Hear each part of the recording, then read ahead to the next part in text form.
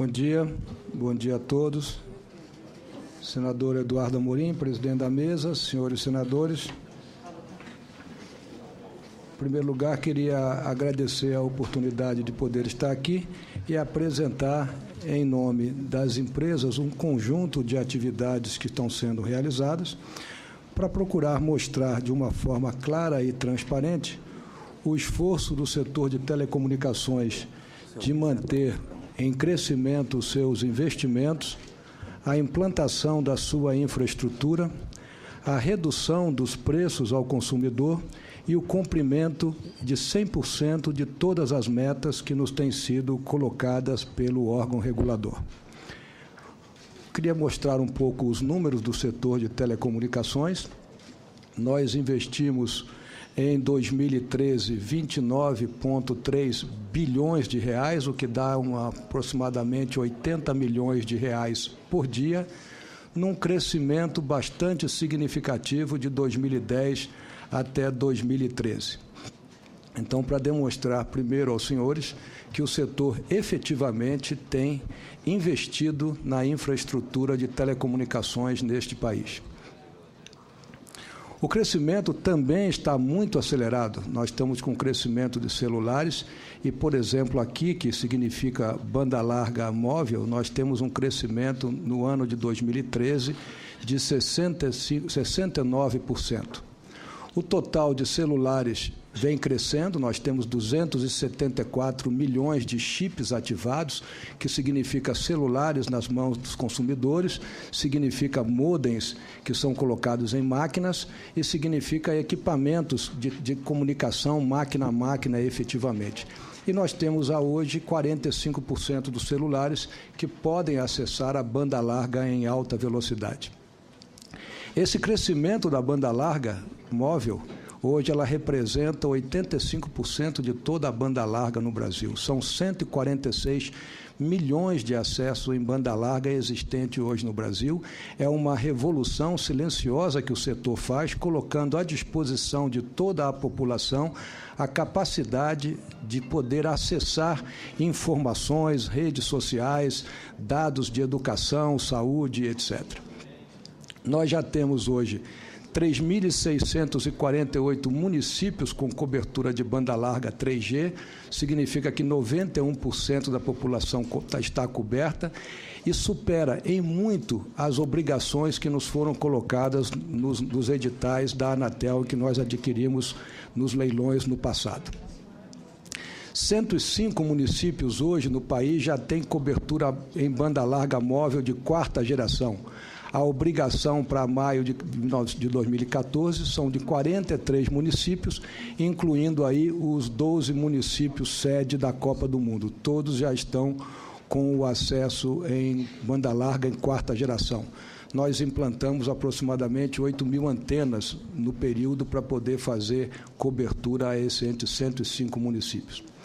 Outra questão muito interessante, que muitas vezes se fala no país sobre competição, pouca competição, o Brasil através do reconhecimento desse índice de um instituto alemão, um dos países mais competitivos do mundo, onde a competição é medida pela concentração de mercado com base no market share de cada uma das empresas. Nós temos uma distribuição bastante equilibrada, com 4 empresas celulares, basicamente, o que é um feito em relação ao que existe em todo o mundo.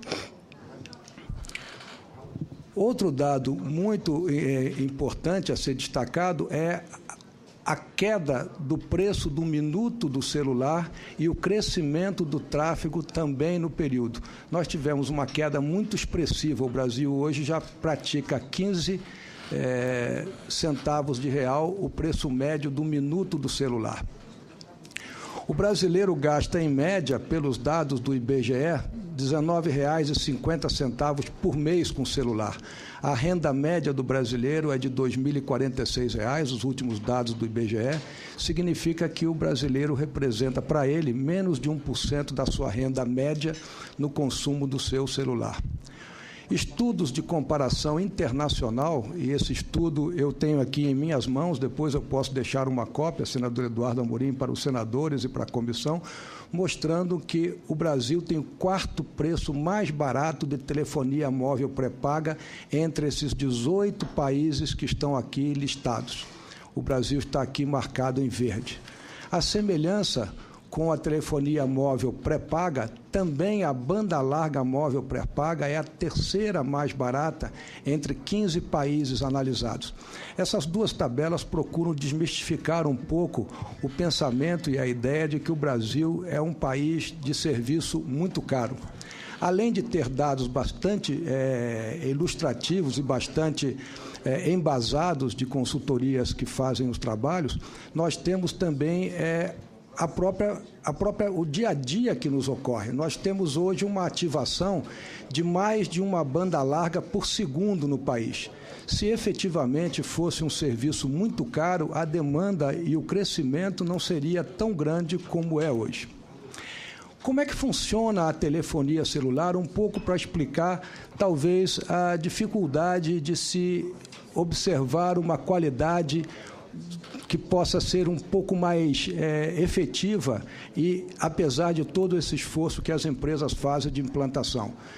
Normalmente, antigamente, quando nós tínhamos poucos clientes de celular, nós tínhamos uma torre que atendia uma certa área geográfica. Com o crescimento da demanda, do tráfego e etc., nós temos que colocar nessa mesma área geográfica mais antenas. Precisa ser ampliada a infraestrutura. Com a 4ª geração, em que a frequência utilizada é mais alta, o alcance da antena diminui, a infraestrutura necessária ainda é maior. Então, um dado que é muito importante para ser observado é que não há como dar qualidade de serviço sem a implantação de infraestrutura. E o que nós temos feito? Nós temos lutado de uma forma incessante, permanente, para poder convencer os municípios, os estados, pela necessidade de mais infraestrutura de celular no país através de implantação de mais antenas. Mas, mesmo assim, temos, com todas as dificuldades, cumprido com os nossos compromissos. A cobertura de 2,5 GHz, que é a cobertura de 4ª geração, tem esses compromissos todos, e os compromissos até maio de 2014 já estão todos eles cumpridos. A fonte disso é o edital de licitação da Anatel. Outra questão que também é feita permanentemente, eu, quando estive com o senador Eduardo Amorim, eu trouxe a informação a ele e trazendo agora aos demais senadores, é que os editais trazem este dado para nós. Um município será considerado atendido quando a área de cobertura contenha pelo menos 80% da área urbana do distrito sede do município atendido pelo serviço móvel pessoal. Nós temos feito um esforço muito grande de chegar além desta área amarela que está marcada aqui no gráfico, mas efetivamente a nossa obrigação é o atendimento do município sede, não são dos distritos. Da mesma forma, a obrigação da cobertura em estradas. Os editais não contemplam essa obrigatoriedade. Então, nós temos a infraestrutura colocada nos municípios e temos pontos de sombra ou pontos sem cobertura nesses trechos das estradas. Então, muitas vezes, os senhores senadores nos fazem um questionamento de por que, no deslocamento de um município para o outro, podem ter a queda de uma ligação. É porque esse ponto, efetivamente, pode não estar sendo atendido, apesar de não estar na obrigação. Nós temos procurado cada vez mais ampliar a cobertura da telefonia celular no país. Mas o grande desafio para a expansão desse serviço são as mais de 296 leis estaduais e municipais que restringem a implantação dessas antenas no país. Nós precisamos, e o Senado, no momento, tem uma participação importante, foi daqui que nasceu o projeto da Lei Geral das Antenas, foi a Câmara Municipal, a Câmara Federal, a Câmara incluiu uma série de emendas e este projeto está retornando para o Senado agora e nós estamos na boa expectativa de que possamos aprovar. Com esta lei federal, nós acreditamos que uma boa parte desses entraves que nós temos serão superados. A melhoria da qualidade, então, efetivamente, ela é muito importante se o processo de licenciamento for ágil, se a legislação incentive esses investimentos. E, como eu mostrei aos senhores no início, investimentos nós temos feito para melhorar essa qualidade. Como é que é feito, e também temos muito questionamento sobre Copa do Mundo, como é que é feito um projeto de telefonia celular em locais de alta concentração de tráfego? Um estádio, por exemplo. O local é dividido em setores, colocamos ali um projeto para melhor alocar as frequências e minimizar a interferência entre elas. Nós temos, para poder oferecer o serviço celular no Brasil, pedaços ou frequências disponíveis, faixas de frequências disponíveis em que nós podemos alocar clientes podendo fazer as suas chamadas. Este aqui, marcado em amarelo, por exemplo, é o total que nós temos disponíveis. Esta disponibilidade nós colocamos toda ela num estádio, com antenas de frequências menores que têm maior alcance, com antenas de frequências maiores que têm menor alcance, para distribuir num projeto ideal num estádio. Para ampliar a capacidade das redes para uso de dados e aliviar a rede de telefonia móvel, além do projeto todo de telefonia celular, nós podemos acrescentar uma rede Wi-Fi que complementa e amplia a capacidade de escoamento da rede celular. Nós podemos fazer isso, porque esta rede é uma rede que usa uma frequência não licenciada pela Anatel, então significa que qualquer proprietário, assim como nós em casa, ou uma empresa, um escritório, pode fazer a sua própria rede Wi-Fi onde quiser. No caso dos estádios, dos 12 estádios existentes para a Copa do Mundo, 6 estádios optaram para ter uma rede própria de Wi-Fi para poder provavelmente utilizar essa rede numa decisão comercial ou de marketing com os seus sócios e etc., como é o caso da Arena do Corinthians, por exemplo.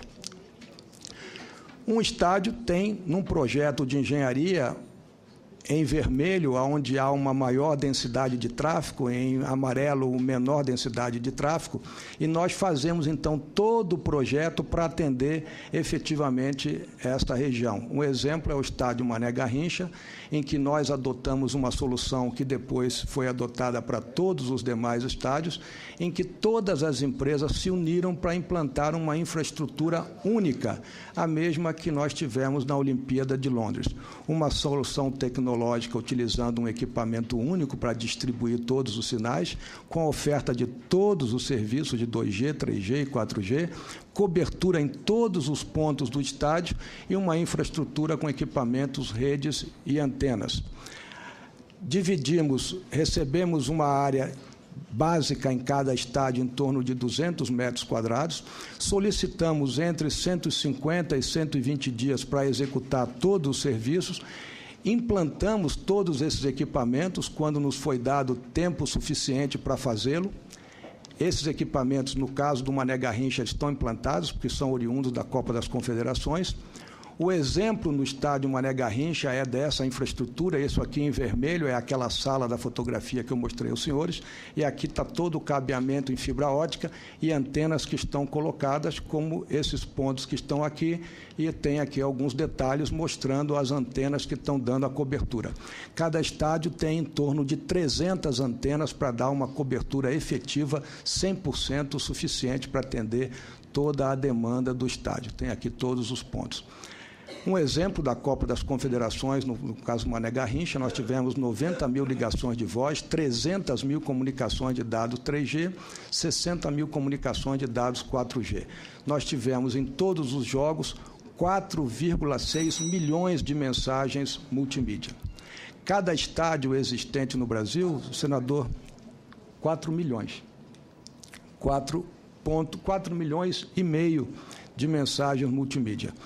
O tráfego de um estádio é basicamente um tráfego de dados, um tráfego de fotografia e de vídeo. Por isso é que o projeto tem que ser bastante robusto para dar vazão, ter capacidade para poder transmitir tudo a tempo e a hora. Cada estádio que nós estamos trabalhando são estádios que têm a cobertura indoor, todos eles estão concluídos em fase de testes, basicamente, e 6 deles, dos 12, têm o Wi-Fi em implantação. Alguns estádios não tiveram a autorização dada pelo estádio, como eu já havia explicado, o Wi-Fi não é algo que somente pode ser feito pelas empresas, qualquer um pode executar o serviço. Cada um dos estádios está aqui e apenas eu gostaria de destacar que nós temos 2 estádios com uma preocupação maior, única e exclusivamente em função do tempo que nos foi dado para executar o serviço. Nós precisamos em torno de 150 dias. Pois não, senador? Já ultrapassamos todo o tempo. Mais um minuto só para o senhor concluir. Pois não. Nós nós recebemos esses projetos, o estádio, a sala para fazer o serviço com um prazo inferior a 60 dias, quando nós precisamos 150 a 120 dias. Todos os estádios terão serviço de 2G, 3G e 4G, sendo que os Arena da Baixada em Curitiba e os Arena de São Paulo terão uma certa dificuldade em áreas que não áreas onde estarão os torcedores.